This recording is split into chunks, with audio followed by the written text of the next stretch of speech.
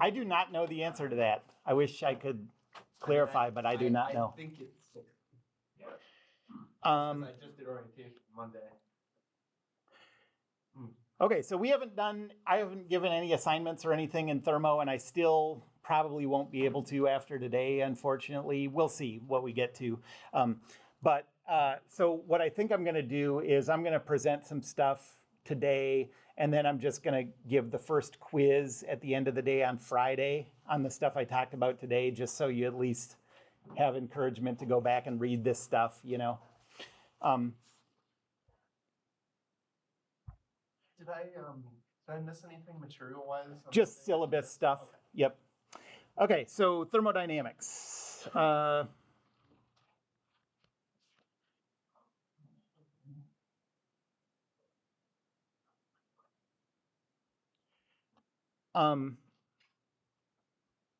So you can think of thermodynamics as being about the exchange of thermal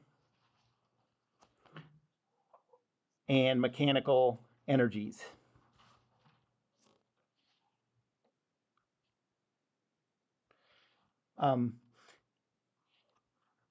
And we are going to talk about 3 main cases. We'll talk about some other stuff besides these, but this is going to be a big chunk of this class. These are the power cycle,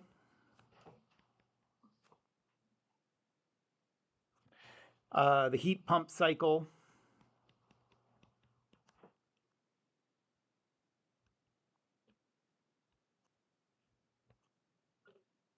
and the refrigeration cycle.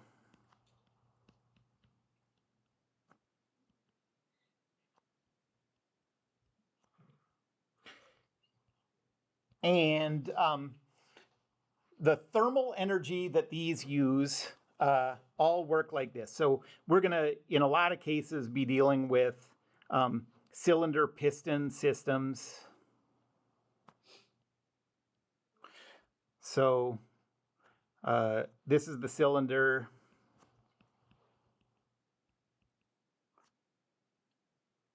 This is the piston.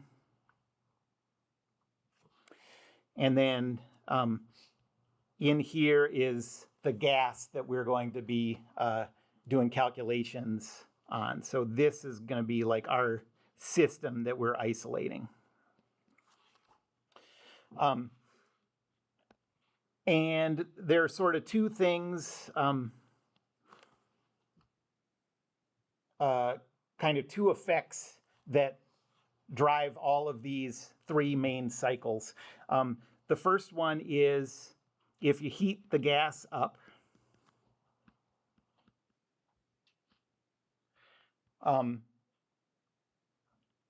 the gas expands,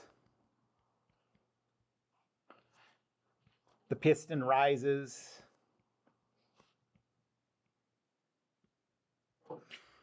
and therefore the gas does work on the surroundings.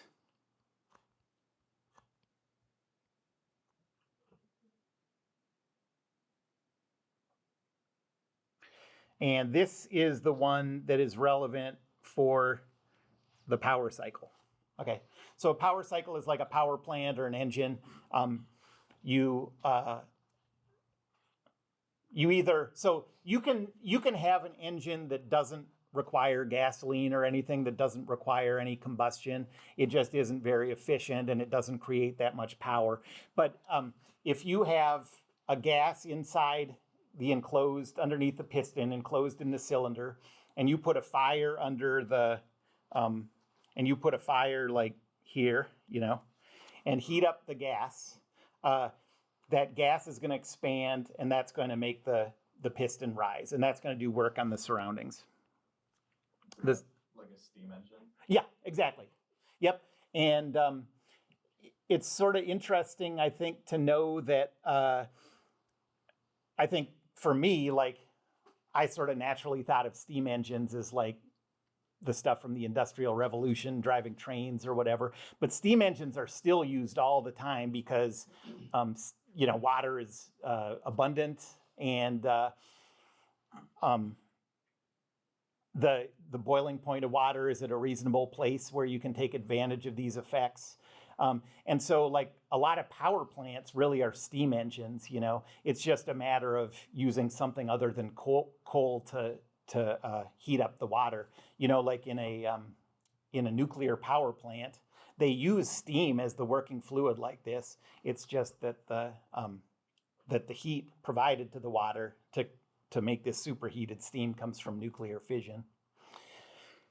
And then the second effect that is important in these cycles is if instead of providing heat to that gas, you force that piston down. Bless you.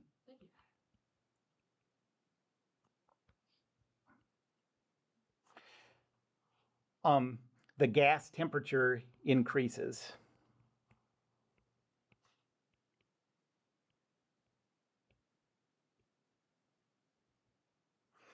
And this is the one that's used for these two cases, both. And it's a little funny for refrigeration, like why does it help you to raise the temperature of that gas? And we'll talk about all that later, but it's cool how it works. We just sold our motorhome this year. We had a motorhome for 10 years, and it was pretty fun. But we had a refrigerator, and the refrigerator was powered by propane. And it's so like counterintuitive. Like you get, like you use propane, make it, you know, combust this propane, and use that somehow to create a cool space in a refrigerator. But basically it just is transfer of energy to transfer of energy to transfer of energy. You use the heating up of the propane to do work, to do work on the gas, powers the compressor, and then that work done on the gas by the compressor is what allows the refrigerator to transfer energy out of the room that you're trying to cool and send it out into the surroundings. The types of calculations that we're going to do. So it's not getting cold, it's just removing the heat? So it is getting cold, but it's the way it does it is basically like, so imagine that the gas, it's not a piston. I guess you can think of it as a piston still, but this is just one stage of the refrigeration cycle. And this gas is moving around a whole circuit. And you're trying to get thermal energy to enter that gas in the room that you're trying to cool. And you're trying to get that energy that is coming from the room to leave out into the surroundings. That's why, like at the back of an air conditioner, it's hot. You know, that's where the energy is going. Or the coils on a refrigerator are hot because that energy has to go somewhere. And so what they do is first they compress that gas with the piston, which makes the temperature high. And then that hot gas goes to the coils or whatever and is thermally exchanged with the surroundings. Okay, and so a whole bunch of energy, thermal energy, leaves the gas into the surroundings. That's the hot coils or whatever. And then as it passes that stage, it's allowed to expand. The temperature goes down because it expands. And now it passes through the room. And since it's expanded enough that it's colder than the room, energy transfers from the room to the gas. And that energy transfer is what's cooling the room down. Okay. Yep. It's cool. I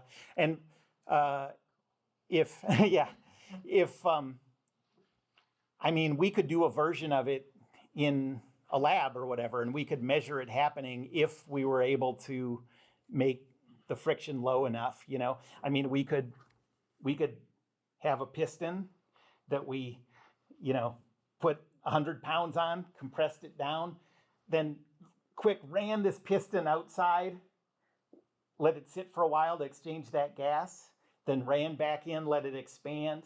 You know, it would not be a very good air conditioner, but over time, that temperature would go down in that gas, and the temperature in the room would go down. It would be hard to measure. And so like the second half of the air conditioning system that's above the furnace, that's where it's able to expand, or it's expanding in the room? It's able to, right. So the room is not the gas, is not the important gas of the air conditioner. The important gas is like the refrigerant. Right. And so it's not allowed to expand in the room. It's all separate from the room. It's just in thermal contact with the room through, copper coils or whatever, heat exchangers. But the refrigerant never has actual physical contact with the surroundings or the room. Yeah, right.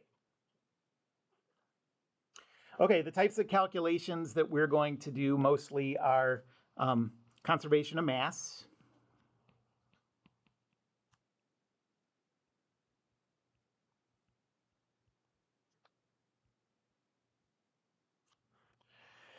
Conservation of energy.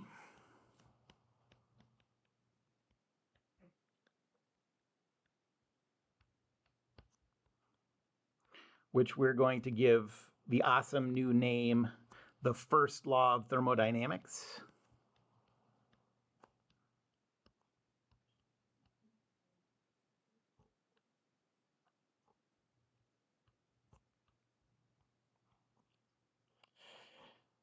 And then the last one that we're going to use a lot is that entropy, total entropy,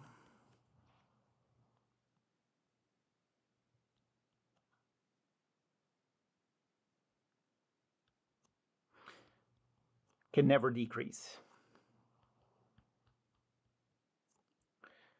And that is what we're going to call the second law of thermodynamics.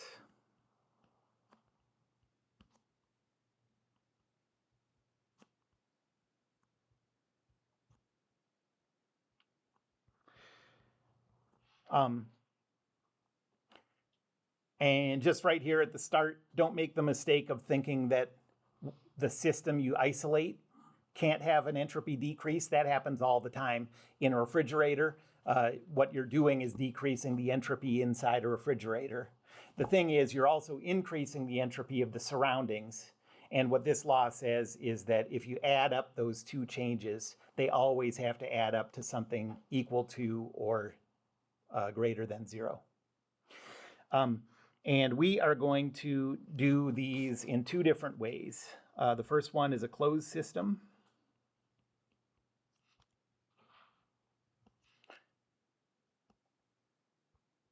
And a closed system means that we're tracking the same material through time.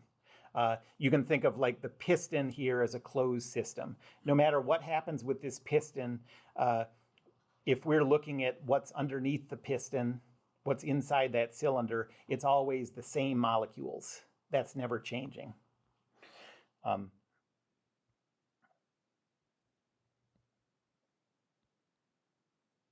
So over time, we're tracking the same material molecules.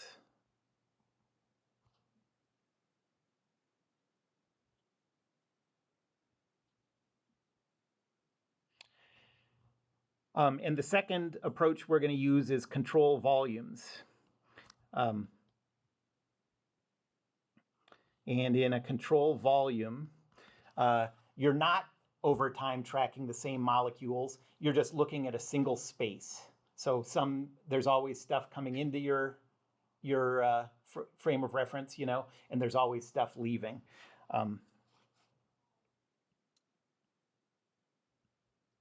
So over time,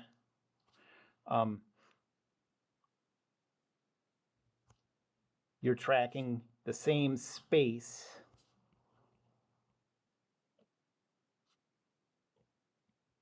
but different molecules.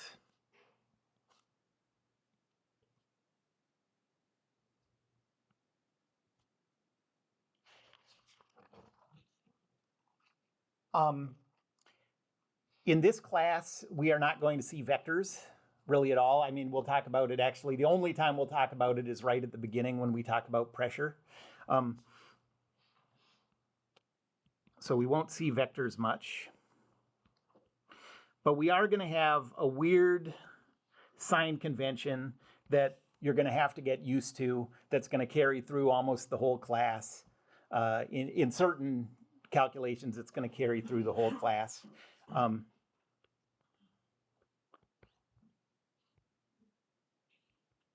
So start getting used to this strange sign convention.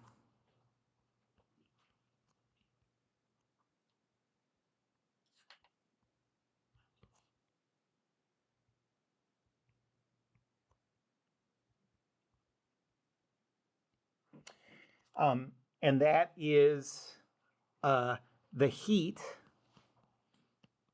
Q, is going to be positive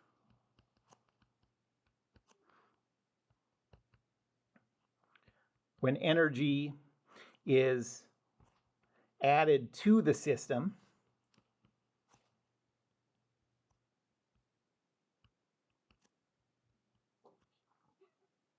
Okay. And the work, W, is going to be positive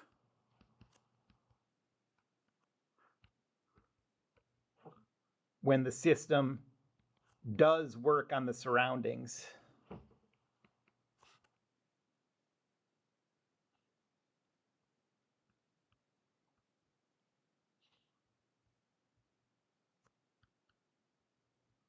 So for the work one, in other words, i.e., it's positive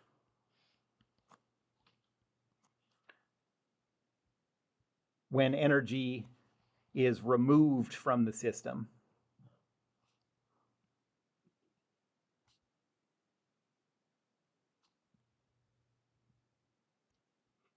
So they're always opposites? Yeah, they're always opposites, and I don't know who decided to do it this way.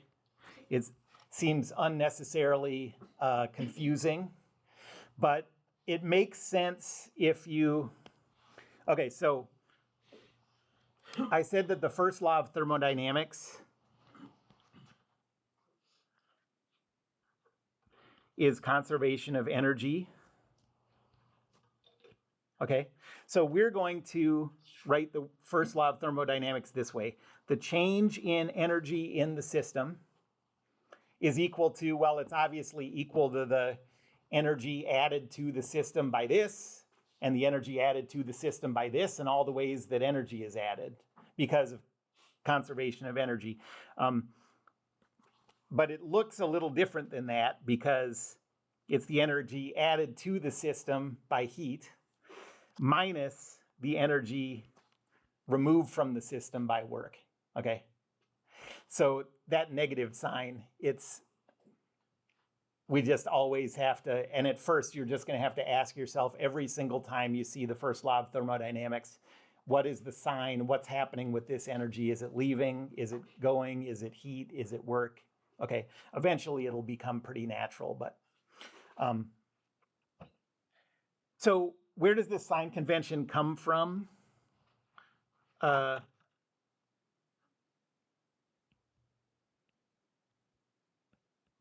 not going to go so far as to say it makes good sense, but you can sort of make sense out of it if you think of a heat engine.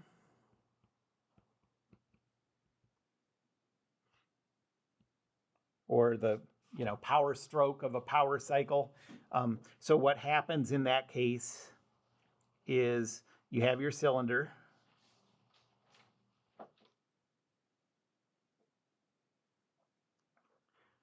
You have your piston.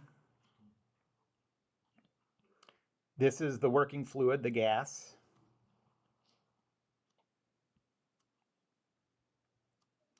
You raise the temperature of the gas, and the result is that the piston rises. Okay, So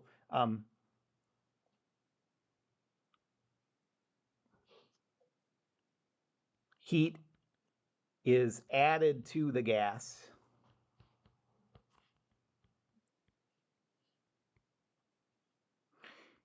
and work is not done to the gas to increase the energy of the gas. Work is done by the gas on the surroundings. So if you sort of keep in mind this part of a power cycle, that can help you make sense out of that sign convention. Any questions about that? We'll talk a lot more about that. Yeah, so I guess if delta E is positive, Mhm. that means either yeah, the heat, some heat has been removed and it's done some amount of work, or opposite. Okay, so it means, so it just means that more energy has been added than removed. And energy can be added two ways. You can have positive Q, so setting a fire under this thing, or you can have negative work, which means that instead of this piston rising, someone's pushing down on the piston. Yep. And so in the compressor of a refrigerator, you're increasing the internal energy of the gas, but you're not doing it with a fire. You're doing it by pushing down. It's an electric motor. Yeah, right.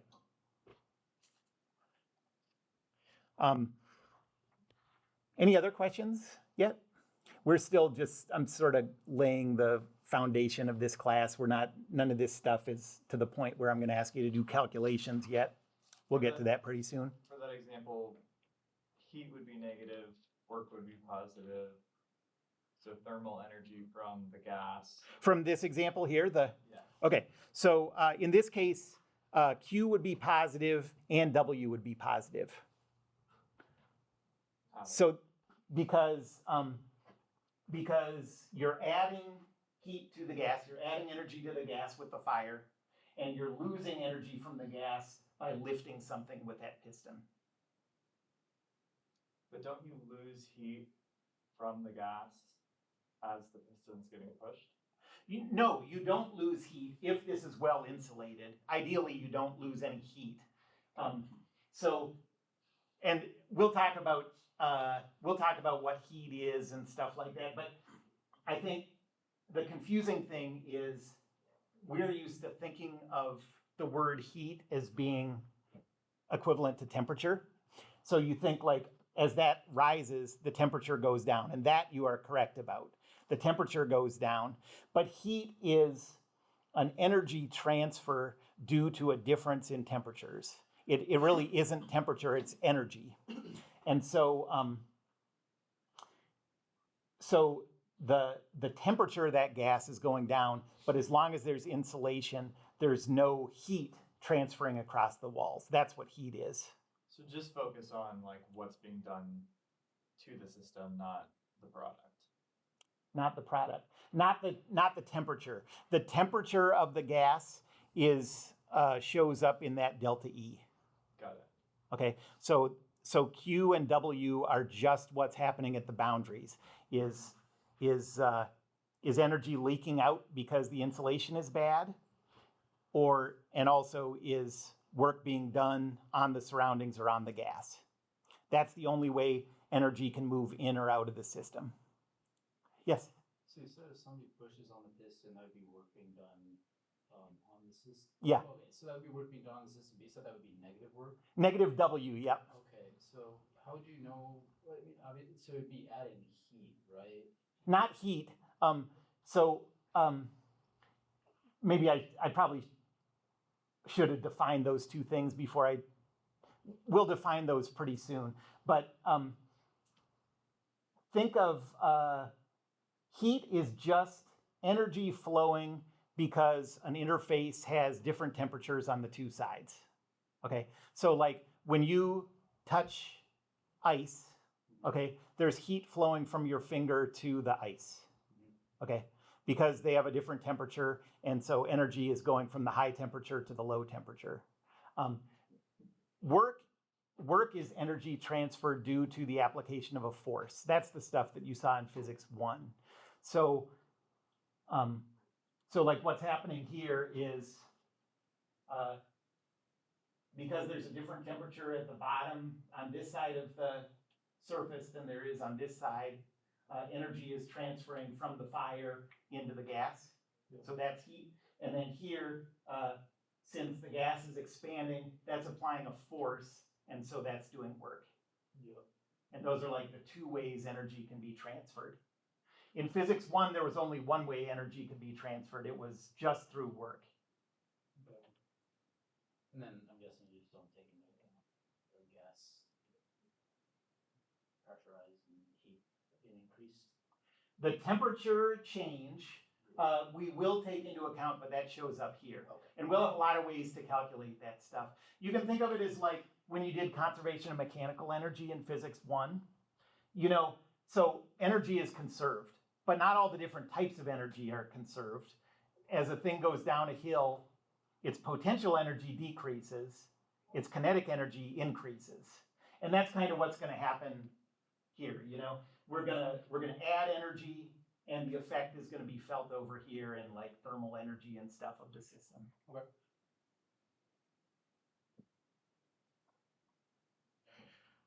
And work would include, I mean, it'd include what the piston pushes on, but it also would include like friction.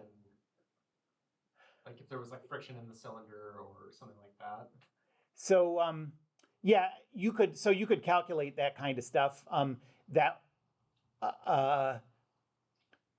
You have to be just very clear about what your system is. You know, if your system is just the gas, which is what it's going to be in our case, then friction would be a separate part of that calculation.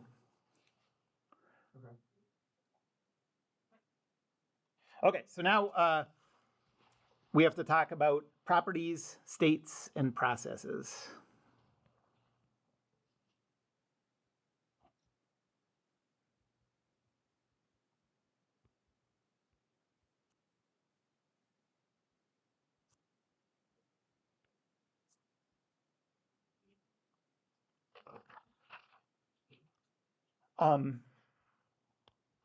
So think of a property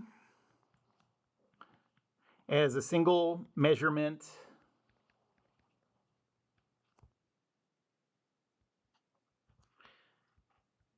that represents a system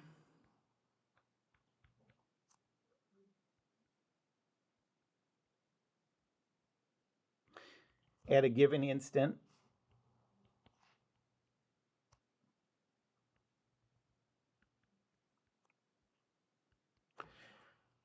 So some properties would be temperature, pressure,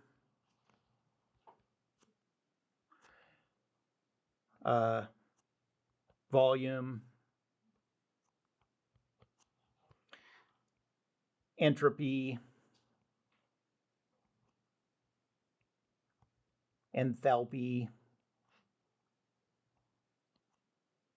Those are the ones that jump to mind to me right now. Have you guys talked about entropy and enthalpy in physics 1? Or either of those? Chemistry. More so. That's what I meant, not physics 1. In chemistry, yes. Yeah. You did talk about both of those? Okay, quickly, yeah. A state is all of the, you can think of it as all of the properties at an instant that define that thing.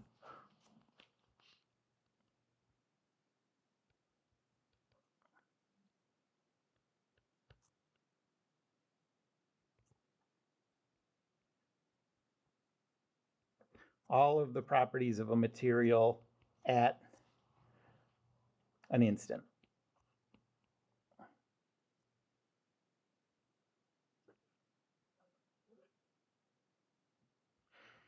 And then finally, a process is the transition between two states.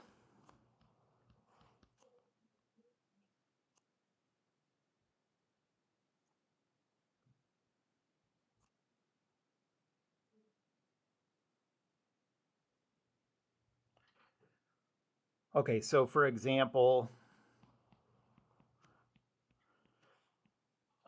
let's say that a gas has an initial pressure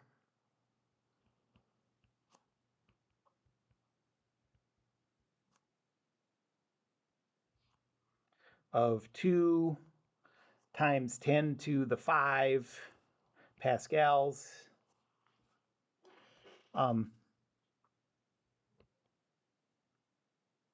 And, well,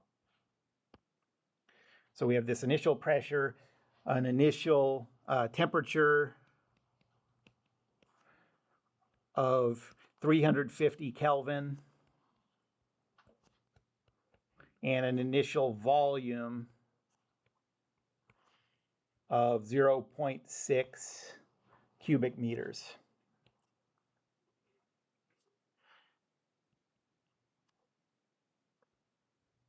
The gas is then compressed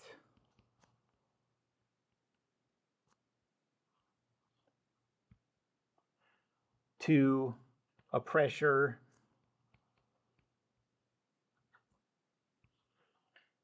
of 3 times 10 to the 5 pascals, a temperature of 400 Kelvin, and a volume of 0.3 cubic meters. And we just want to identify what are the processes, the properties, and the states.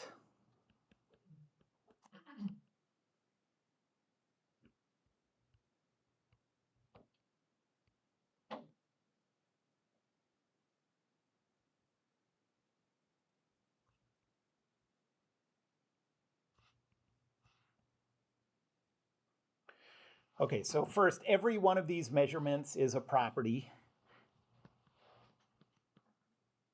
Every individual measurement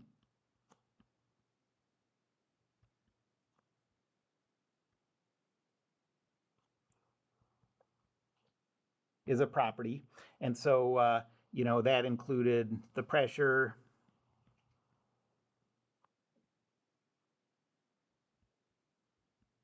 the temperature, and the volume at each state. So there's a total of 6 of these, each state.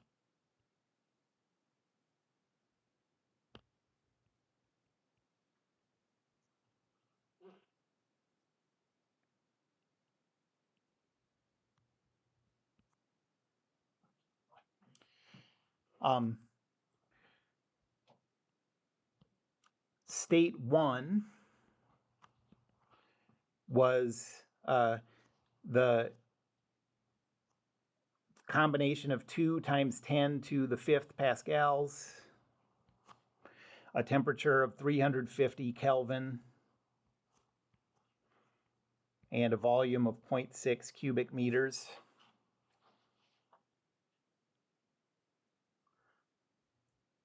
State 2 was a pressure of 3 times 10 to the 5th pascals, a temperature of 400 Kelvin, and a volume of 0.3 cubic meters. And the process, there's only one process, and it's going from state 1 to state 2. So why is the pressure changing if the volume's able to fluctuate? Well, in this case, there'd have to be other things going on too that I didn't describe. I mean, you can do these things in lots of ways. You could, so you can change the volume at the same time you're changing the temperature at the same time that you're applying forces to it. Yeah.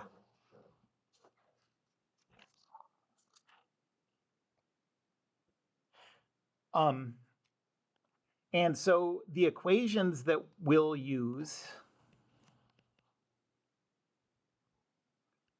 like through this whole class, the equations that we'll use in this class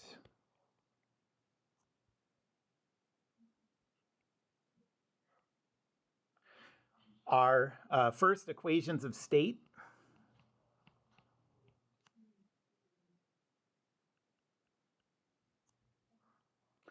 And those are things that relate properties at a single state. Like the easiest example is the ideal gas law. Okay, it doesn't say anything about what happens over time. It just says, okay, we know that if the volume is this and the pressure is this, then the, what am I missing? Temperature is this. So these relate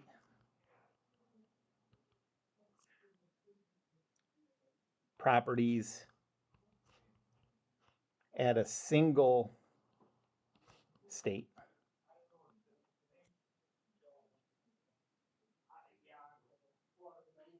So for example, our version of the ideal gas law is going to say pressure times the specific volume is equal to the molar gas constant for a specific material. No, without that. Times the temperature. We just assume the number of moles is always the same. Well, actually, we will, let's see. This is going to be not per mole anymore. It's going to be done on a per mass basis. And so, and then this R is not going to be universal anymore. It's going to represent the specific gas or material that we're talking about. But this is going to be an easy form for us because we're going to get a lot of our values from property tables, and this puts it all, every one of these variables is in the form that it appears in a property table. And so we can get rid of N because of P and D, like, as we know. Yeah, basically we're doing, since the universal gas constant is on a per mole basis, Yeah. we're now doing it on a per kilogram basis, so moles don't come into it anymore. But that does. So it's just built into the individual. It's built into the individual R. That's correct. Got it. Okay, so this is our version of the ideal gas law.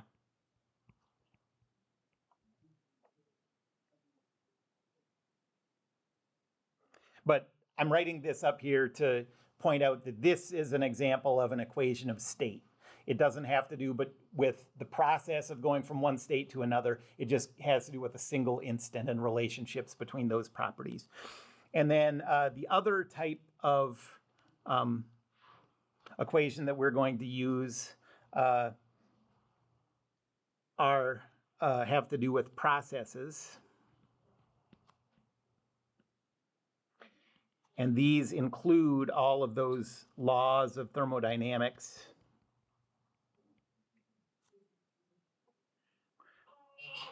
Bless you. Like think about conservation of mechanical energy that you used in Physics 1.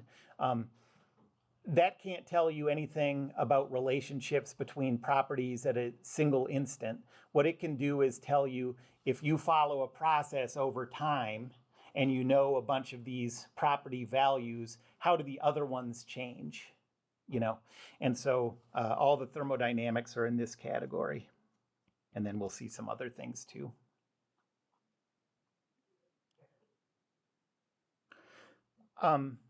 There are two types of properties.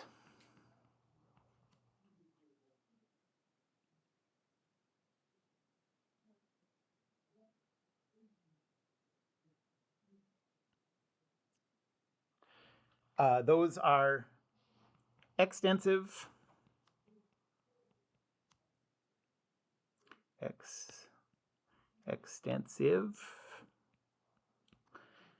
and intensive.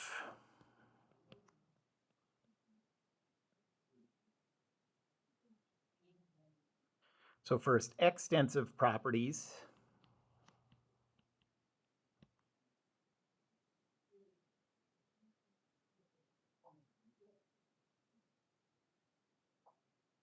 Are only defined once you choose an amount of material.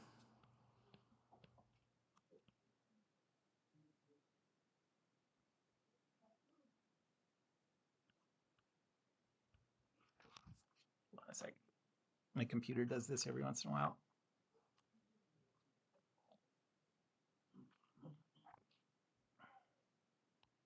Okay, they're only defined once you choose an amount of material. And what's required for something to be an extensive property is if you break up the material into pieces,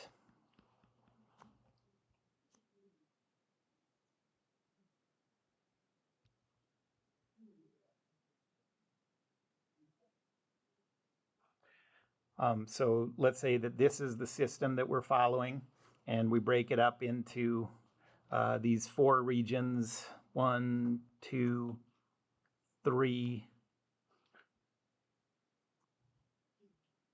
4. For an extensive property,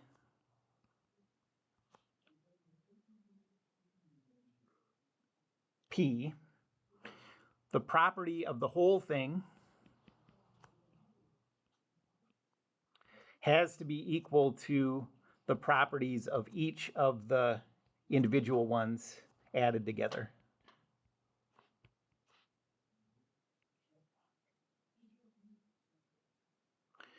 Okay, so can you think of a property that would be extensive? Volume. Yeah, perfect.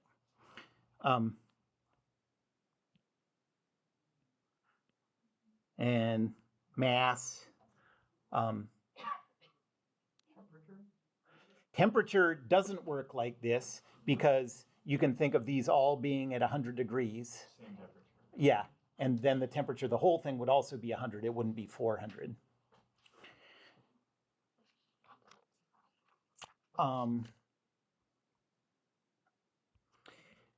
And when you see these in equations, they're almost always represented by capital letters. So volume, you represent that with a capital V.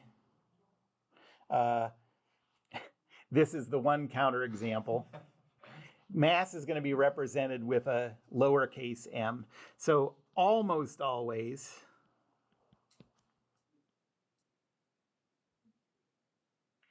these will be represented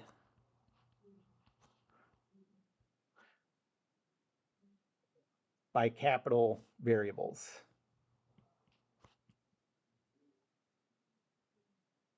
Mass is the exception.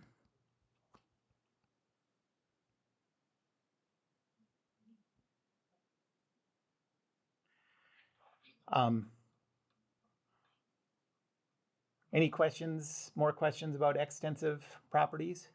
So intensive properties then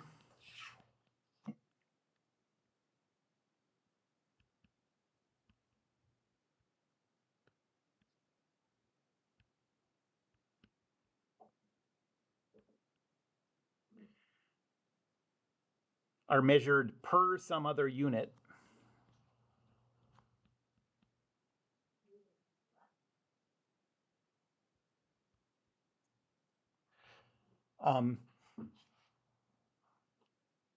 And examples of intensive properties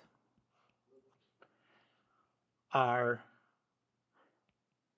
density, and that's represented with a lowercase Greek letter rho, which is mass per volume.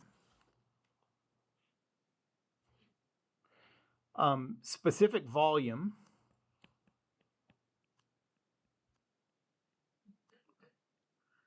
that's represented with a lowercase v, and that is volume per mass, which you can see is equal to 1 over density. So if you know one of those, you always know the other one, and that's going to be important.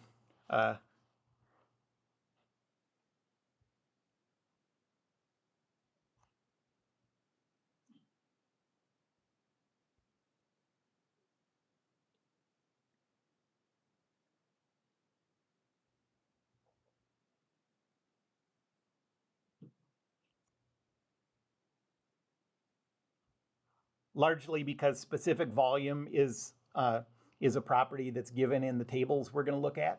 And so if you ever need density and you're working with property tables, material tables, you can get it from the specific volume.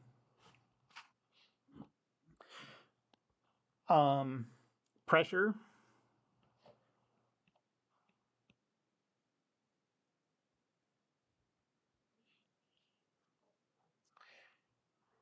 Is represented as a lowercase p, and that's equal to a force divided by an area. And so that is newtons per meter squared, and that's given its own name, pascals.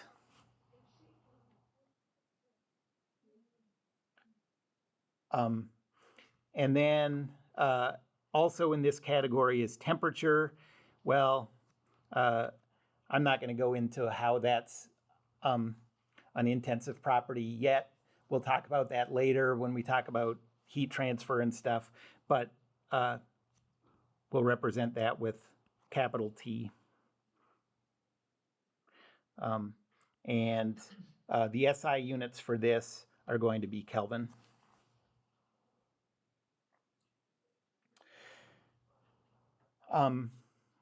Intensive properties are almost always represented with lowercase letters.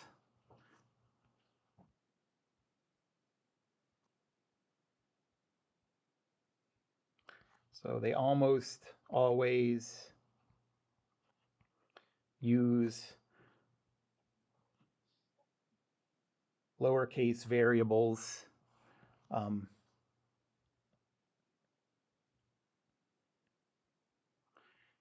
Temperature is the exception.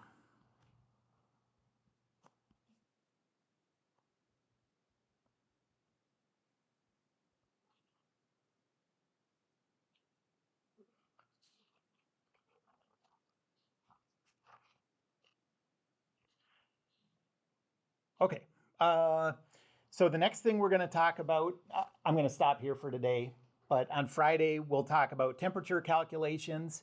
Temperature is, I mean, as engineering math goes, it's not hard, but it's kind of a little bit tricky. And the reason it's tricky is because we don't just use different scales for temperatures, unfortunately, we use different zeros.